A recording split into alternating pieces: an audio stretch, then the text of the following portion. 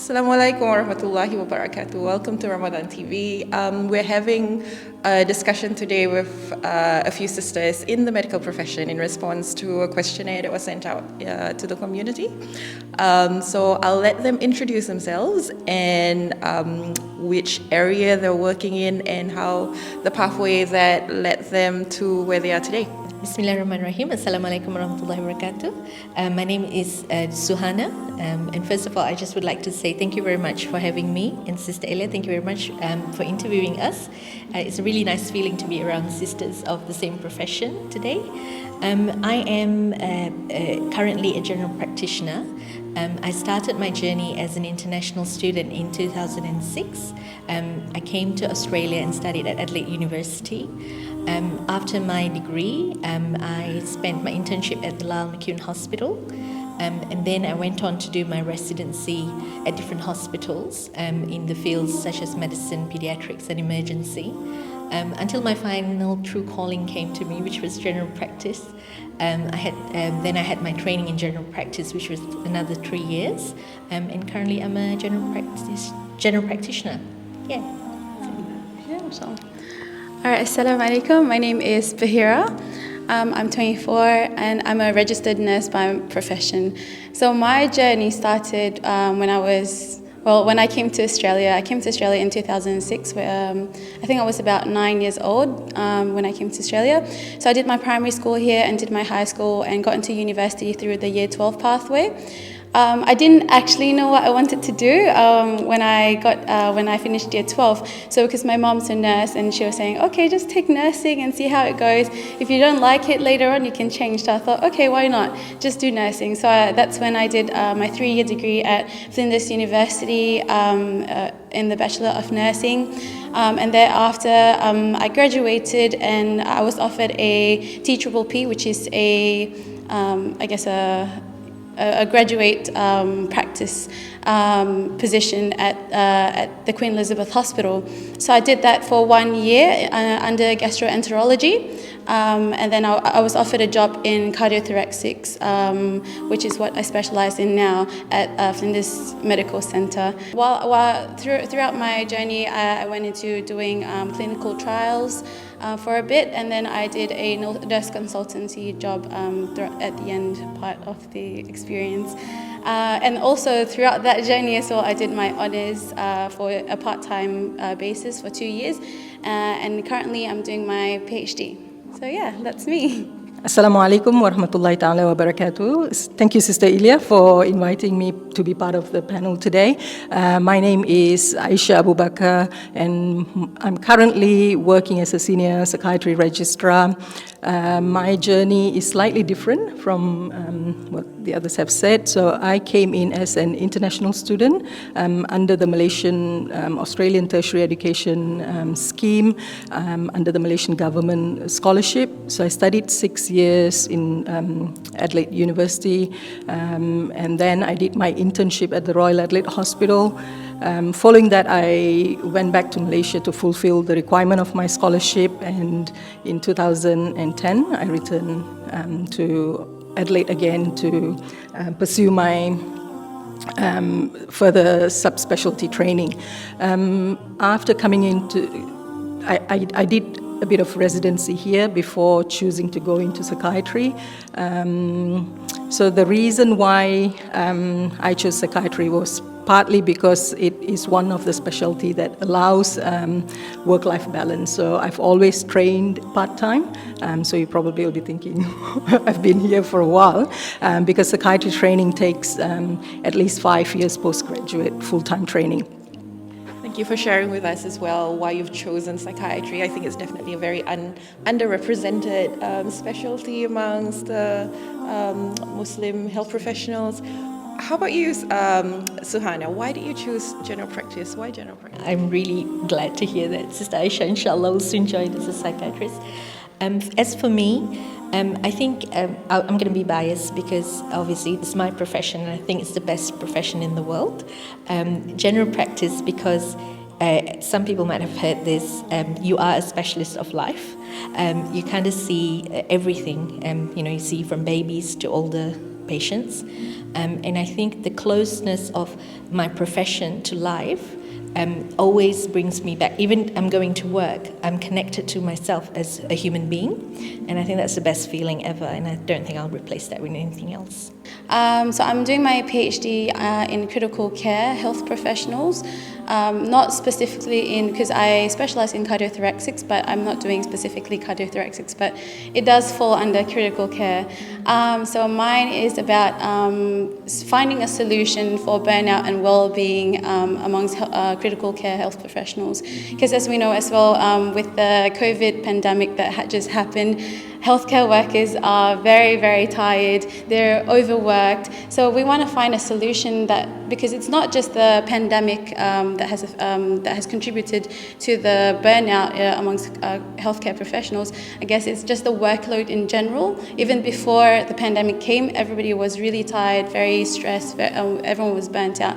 So we want to find a solution to that. So that's what my PhD is about, trying to find that solution. And halfway there, inshallah, by the end of next year, we'll finish. And yeah. Do you think you have any anecdotes, perhaps, with regards to, you mentioned these patients who might at first have preconceived notions about what Muslims are like, and then, the interaction might even change their perspective of Muslims, or you might get a better understanding of each other. Do you have any anecdotes that you might be able to share? So personally, for me, I've had some patients who are a little bit stunned by seeing someone wearing hijab, looking after them, and especially at such a vulnerable state, because when people go to hospital, they're in that vulnerability. So I had a few incidents like that, but I believe that, subhanAllah, the character that you put out and show that what Islam really is, and also the knowledge that you share is really important, because some people who have those kind of reactions, they don't know what Islam really is, and maybe they've never met any Muslims before. So after, I guess for me, the first few times I tried I didn't say, oh, I'm Muslim and this and that, but I showed my behavior. I showed, I guess, I need to show them respect. And then they figure out that, oh, subhanAllah, Muslims, especially Muslims, they're no different to other nurses. And so then the barrier is broken from there, and then, yeah, alhamdulillah, yeah. Did you have any? I guess in the first few years, a lot of my patients asked me if I was forced to wear the hijab, and they always say, you're in Australia now, you can take it off, and making them understand that it's actually my choice and that I actually want to wear the hijab, and they actually didn't know that, and when they understood that this is what I'm doing because of my principle, they actually respect that. And I think the more you're able to educate people about who you are and what you believe in, and practice in your examples by action, it makes them trust you. I'll share my experience. I guess, I can't name whatever, but a lot of my experience is working in emergency setting. Sometimes you come in contact with patients who are quite vulnerable, who are quite stressful, who comes in crisis, and, seeing you in a hijab, sometimes they have this preconceived notion that, you have some language barriers, that is the first thing people will have. Other times it's, will you ever understand what I'm going through, that sort of thing. So I think just being there, being calm, and, doing what you need to do sometimes is the most important thing. And a lot of times I get the feedback, you are good at listening, and that sort of, so that's part of we portraying our beliefs as well. And the other interesting thing that I will find is that, some difficult patients who comes in sometimes using foul languages, and the moment they see you wearing hijab, they will be going like, okay, they apologize and, I'm sorry. So sometimes it feels like, the way you are dressing or the way you bring yourself, or, your behavior do command respect. nice. All right. It's interesting that you both used the word vulnerable, and that's so true, isn't it? We see a lot of people at their most vulnerable, and the work ethic and the, how we behave and all that really, at the end of the day, shows what Islam is, particularly to people who, come at a time when they probably need it the most, in a way. And how do you find, practicing as a Muslim at work? Like, you would have gone through emergency rotations, you're in critical care, you're in the emergency department still sometimes. How does that fit in with your ibadah?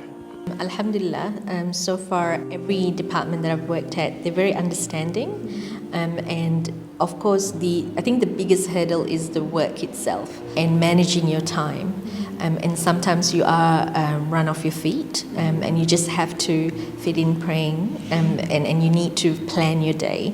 But Alhamdulillah, so far in terms of finding a location to pray, all the major hospitals in Adelaide have got a prayer room, Alhamdulillah, and so in the clinic, Alhamdulillah, I'm quite happy to pray there as well. So far, all the environment has been very supportive, but I think it all goes back to personally planning your day, and also sometimes in emergency you don't know what's coming your way, and I think that's the biggest hurdle that we face in terms of the 5 daily prayers.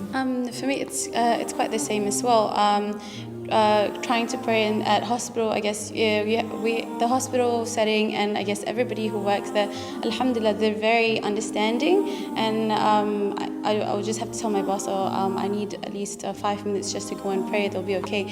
But there are some instances where you have emergencies, and it might be for the whole shift, and you're there looking at the clock saying, I need to pray Asr, and how can I get out? So for me, sometimes that could be a really challenge, but subhanAllah, for me, I'd leave it all to Allah. So for example, if I'm in an emergency situation and there's that small gap where you can go off, I would probably run out of the ward and then go under the stairs, or it depends which level. I'll go either upstairs or downstairs under the stairs and start praying. And yes, people would just walk past, but subhanAllah, that's what you have to do. And when I get back, Alhamdulillah, everything is fine. So I think it's really important, never miss your prayer, even though you're in such a dire situation where they need you there. I think, subhanAllah, it's, I guess the most important thing is planning your time, because with regards to prayer time, because a lot of times your Zuhur will somehow fill between your lunchtime, so you should be able to. So generally, Alhamdulillah, that works fine. And the area that I work in, there's always multiple rooms that's available. Alhamdulillah, you just need a compass and off you go. And as Sister Suhana said, there is prayer room in every major hospital these days. So Alhamdulillah, we shouldn't have any excuses not to pray on time, inshallah. The organizers have specifically asked me to ask you guys, for the people watching out there, particularly the little girls and the young kids wanting to go into this profession. It is a challenging profession, but it's so rewarding as well. What would you say to them? What would you say to them to inspire them? It all goes back to do not limit yourself. And I think it's easy to look around you in this day and age and put obstacles and hurdles around you. But I would recommend for them to look beyond, especially to look at our role models, to look at Aisha radiallahu anha, to look at Khadija radiallahu, and also to look at maybe Fatima and all the other sisters and who were our role models. They didn't limit themselves. And their drive was that Islam encourages everyone to seek knowledge, and that drove them. And so if you are interested in a field, don't stop yourself, try your best, and pursue your dreams. And I guess the second one is also not to limit yourself to only one dream, because as you know, they were all multi-talented scholars of different fields. So even though we're all here as scholars of the medical profession, I'm sure each and every one of us, inshallah, has also other specialty that we're pursuing, and I think that's something to think about as well. I think you've taken all my words. But yes, no, subhanAllah, I've also had a lot of these questions from other people. And one thing is that don't ever give up and don't ever listen to, I guess, negative things which people may tell you, like, for example, you're not smart enough or you won't be able to get there. So it doesn't really matter if you spend another extra few more years doing something else just to get into the profession you want. As long, inshallah, you get there, then never give up and put your trust in Allah, because subhanAllah, Allah is the best of planners, and Allah will make lots of du'as, and inshallah Allah will allow you to be there if it's good for you. I guess both sisters have summarized it really well. The only thing that I would like to add on is that, do something because you love to do it, and keep your mind open, explore. I guess in this country, pretty much they go into higher education, especially to uni, pretty young. So you don't really have much experiences to guide you. So if you are interested in any particular field, speak to people who are in that field, get some advice, talk to them, engage your parents into it, and then make a decision and put the trust in Allah. Inshallah, all will be good. So is there anything that you guys have learned from each other from this? Because this is completely not rehearsed. This completely unscripted. I've got a list of questions on my phone, so we're just all winging it here in a way. But anything you guys have all these years of working in the field that you're in, this conversation has just brought something to light, and you realize something new today. Well, I think first of all, it's great to hear from different sisters, and I think just listening to Bahira's pathway, and I'm thinking, what are these letters?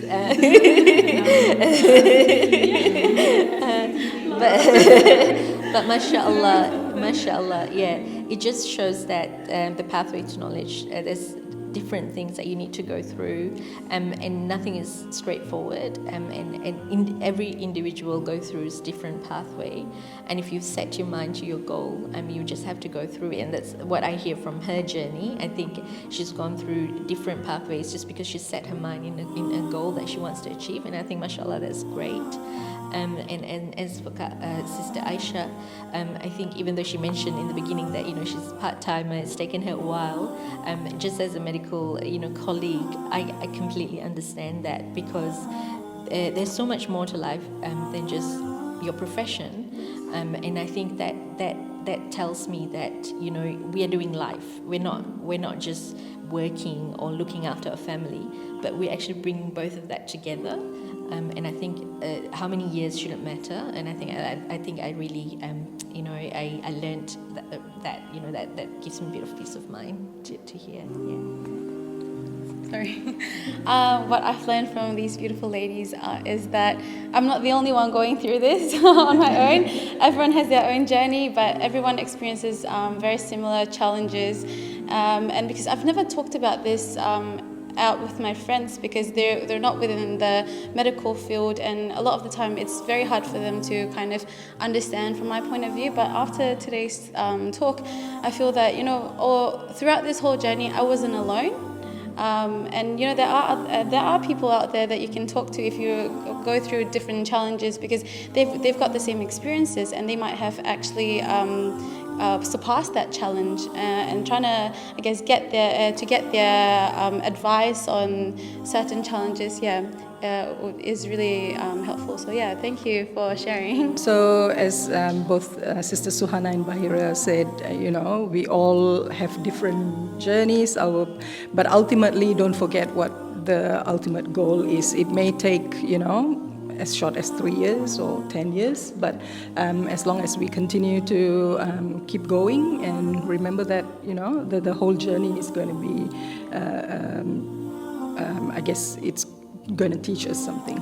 Thank you so much for agreeing to be part of this panel and speaking from your hearts. Hopefully the audience learns, a little bit about, how to get into the profession, or people who are hesitant, thinking there might be challenges that would really prevent your ability to, still practice as a Muslim, or hopefully that's all been debunked, inshallah. And, I know you've all been here, you're all sitting on this panel, is essentially to encourage people to hopefully come into this profession, which is really a lifetime of service, and inshallah, Allah accepts your service to the community. Thank you for watching this interview on Ramadan TV. Assalamu alaikum wa rahmatullahi wa barakatuh.